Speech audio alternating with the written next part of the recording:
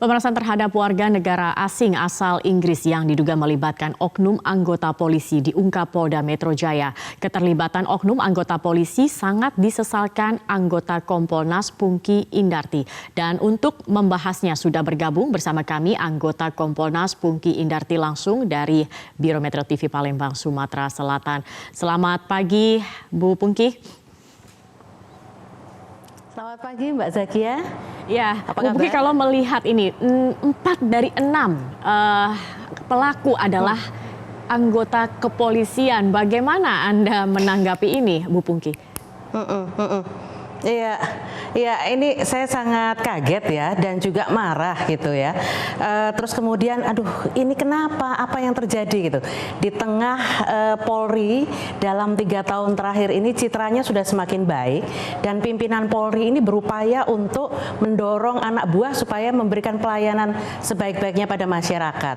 Nah, jadi mereka berempat ini oknum yang memang harus dijatuhi hukuman berat jika terbukti mereka terlibat dalam kasus penculikan ini. Ya. Menilai bahwa sanksi etik atau disiplin saja tidak cukup begitu untuk oknum empat oknum ini sendiri.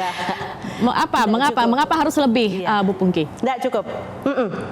Ya, karena ini kan pidana ya, artinya Polri sejak masa reformasi tunduk pada peradilan umum.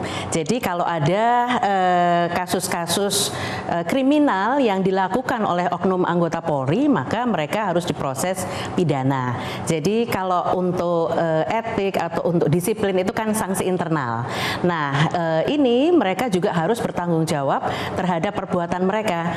Pertanggungjawaban juga harus ada pertanggungjawaban pidana. Nah, mereka harus diproses juga pidana.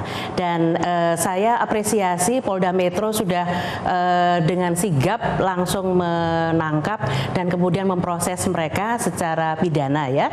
Jadi secara pidana juga mereka diproses, kemudian secara etika juga diproses. Jadi kita lihat dan kita tunggu hasilnya. Bu Pungki, penyalahgunaan wewenang begitu ya kalau kita bisa katakan, ini sebenarnya juga cukup banyak ditemui, mungkin dengan modus yang berbeda. Kalau ini penculikan dengan meminta tebusan, mungkin ada modus-modus lain juga yang banyak dilakukan begitu. Sebenarnya mengapa atau apa penyebabnya yang menyebabkan oknum-oknum anggota polisi sering melakukan hal-hal seperti ini? Bermacam-macam ya Mbak ya. Jadi ada yang misalnya dengan motif uang, ada yang dengan motif-motif yang lain-lain, balas dendam misalnya, atau ada motif-motif tertentu lainnya. Nah, oleh karena itu kejahatan-kejahatan yang dilakukan ini tidak bisa dibiarkan. Ini harus diproses dan kemudian dijatuhi hukuman pidana yang setimpal. Karena kalau tidak demikian maka tidak ada efek jera.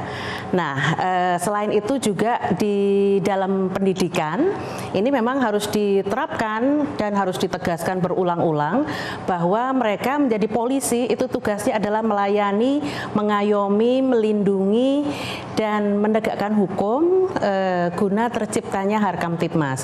Jadi yan yom lin gakum terhadap masyarakat itu harus benar-benar melekat di kepala anggota. Kepala dan hati. Jadi ketika mereka bertugas ya mereka sudah harus siap dengan segala risikonya. Artinya menjadi polisi itu tugas berat. Kalau mereka nggak sanggup mundur gitu ya. Nah kalau kita melihat ini kasus yang terjadi di Jakarta ini, para pelakunya kalau saya melihat dari pangkatnya masih baru ya. Anak-anak baru seperti itu. Nah ini mesti harus diberikan sanksi yang berat karena masih baru aja udah seperti ini gitu ya, dan ini akan menjadi contoh buruk buat yang lain dan juga akan mencoreng nama institusi karena masyarakat melihat oh ini polisi meskipun ini oknum ya.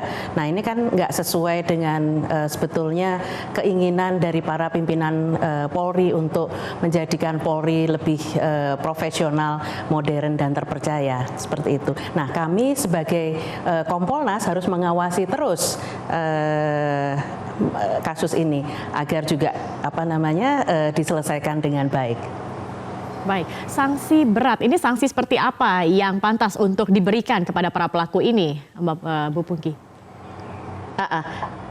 Iya, artinya ini kan dijerat pidana dan nanti kami berharap kalau ini sudah masuk ke pengadilan hukumannya bisa maksimal. Artinya ancaman maksimal kalau misalnya kasusnya dengan perampasan kemerdekaan misalnya itu maksimal 8 tahun, kemudian kaitannya dengan penculikan misalnya ancaman maksimal 12 tahun. Nah, nanti kumulatif seperti itu pengadilan yang akan menentukan. Tapi hukumannya kami harapkan jangan yang diambil yang minimum, katakan misalnya hanya berapa bulan atau berapa tahun di penjara, tapi mesti harus hukuman yang berat. Hingga mencopot keanggotaan ya sebagai polisi? Oh iya, kalau itu kaitannya dengan etik. Nah pasti nanti kalau pidana sudah terbukti, kemudian etiknya juga akan diproses. Atau bisa jadi etiknya diproses terlebih dahulu, kemudian baru pidananya jalan. Nah tapi kalau etiknya diproses terlebih dahulu, kalau kasus ini dugaannya cukup kuat, yang bersangkutan melakukan tindak pidana, maka bisa jadi ancaman terberat untuk etik adalah PTDH atau dipecat dengan tidak hormat ya. Seperti itu. Bu Pungki, tadi Anda katakan juga mungkin dalam pendidikan harus lebih tegas lagi begitu untuk dibina kepada para anggota-anggota ini sendiri. Saya ingin tahu sebenarnya dari mulai proses kaderisasi, regenerasi atau rekrutmen ini sendiri, apakah sebenarnya prosesnya menurut Anda ini sudah baikkah begitu untuk menghasilkan polisi-polisi yang bekerja tadi Anda katakan dengan hati juga begitu ya, tidak dengan hanya kepala tetapi dengan hati juga. Dan pendidikan selama ini yang diberikan, apakah memang masih belum mumpuni begitu hingga secara hati mengapa masih terjadi hal-hal seperti ini, Bu Pungki? Ya, kalau pendidikan untuk rekrutmen ya, saya masuk dari awal rekrutmen kepolisian dalam 3 tahun terakhir ini sudah baik. Kami selalu menyaksikan proses-proses seleksi rekrutmen.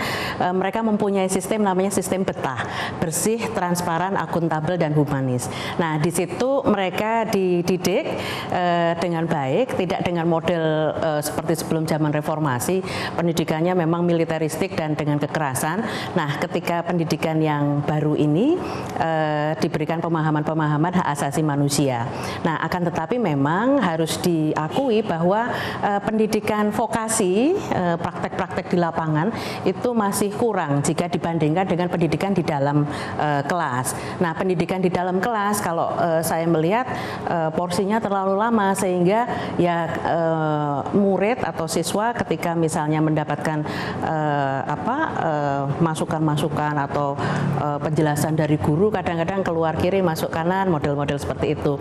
Nah, dengan vokasi maka mereka diharapkan bisa berpraktek dan kemudian melihat contoh-contoh yang terbaik yang bisa ditiru dan kemudian juga bisa melihat kondisi masyarakat seperti apa dan empati pada masyarakat pasti akan muncul dengan pendidikan-pendidikan vokasi yang lebih banyak seperti itu.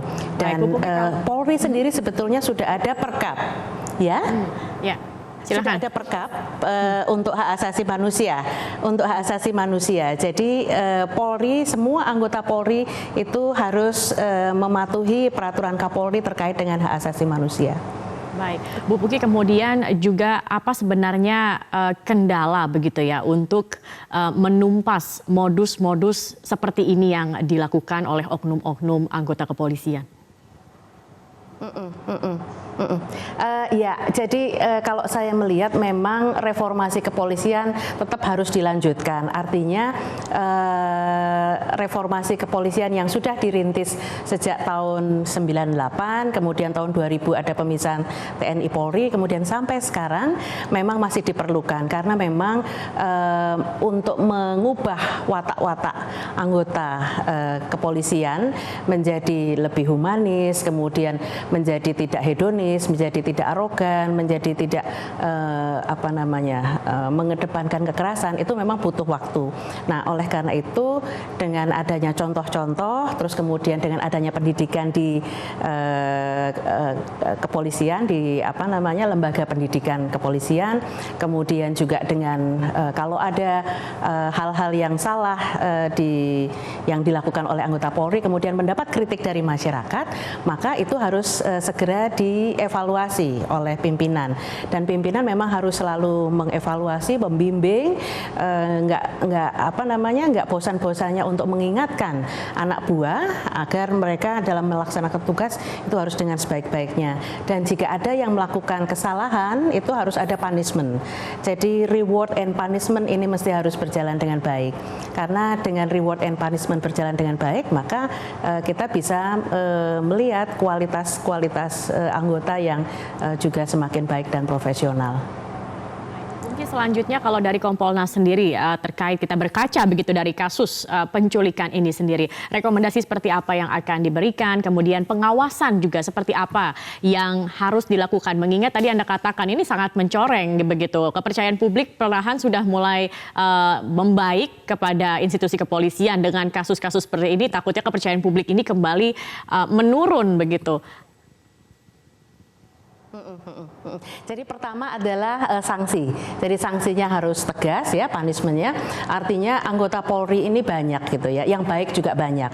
Kalau ada anggota yang buruk terus kemudian dalam satu wadah itu, maka ibarat buah yang busuk itu mesti harus dibuang gitu ya. Nah, harus ada hukuman. Nah, kemudian ini akan menjadi pelajaran buat yang lain-lain agar yang lain-lain mencontoh untuk berbuat baik, dan kemudian anggota pimpinan itu diharapkan untuk selalu memperhatikan dan melihat anggotanya. Kemudian juga dari kawan-kawan satu angkatan atau satu pekerjaan itu juga mesti harus koreksi satu sama lain. Jadi biar ada body system supaya bisa melihat, oh yang satu itu kalau misalnya melakukan tindakan yang buruk akan diingatkan gitu. Hal-hal seperti itu. Nah, selain itu juga saya sih berpikir selain pendidikan juga kesejahteraan kepada anggota Polri memang mesti juga harus diperhatikan, karena mereka pekerjaan itu hampir bisa dikatakan 24 jam ya. Polisi mesti harus siap melayani masyarakat.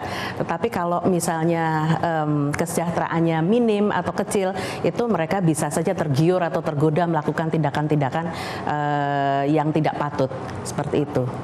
Memang masyarakat menemui mereka menjadi korban dari oknum-oknum seperti ini, kemana sebaiknya melaporkan? Mungkin ada juga yang khawatir kalau lapornya ke polisi lagi belum tentu nanti bisa diteruskan begitu, atau mungkin kasusnya hanya dianyepkan begitu, Bu Pungki. Iya, masyarakat zaman sekarang ini sudah pintar dan sudah berani, dan ini zamannya 4.0, zamannya teknologi gadget gitu ya. Nah, jadi masyarakat bisa melakukan pengaduan-pengaduan pada Propam, terus kemudian juga bisa kepada pengawas eksternal, ada Kompolnas misalnya, dan aparat kepolisian, anggota kepolisian, saya pesan juga pada kawan-kawan anggota, masyarakat sudah semakin cerdas, semakin pintar, semakin berani. Ada media massa juga yang menyoroti, masyarakat memperhatikan, mengkoreksi, maka kawan-kawan anggota mesti harus hati-hati. Jadi jangan sampai misalnya masyarakat merasa sakit hati atau marah, kemudian tindakan yang tidak patut tadi di video dan kemudian viral, habislah sudah. Jadi ibarat rusak susu sebelanga akibat nila setitik. Jadi akibat tindakan oknum anggota yang bermasalah, kemudian bisa mengakibatkan rusak nama institusi Polri. Ini kan sangat disesalkan, gitu Mbak. Baik. Terima kasih Ibu Pungki Indarti, anggota Kompolnas. Kita harapkan dari kasus ini juga banyak perbaikan yang terus dilakukan. Kemudian juga para oknum ini juga akan mendapatkan hukuman yang setimpal dengan perbuatannya. Terima kasih sudah bergabung bersama kami di Metro Pagi Prime Time.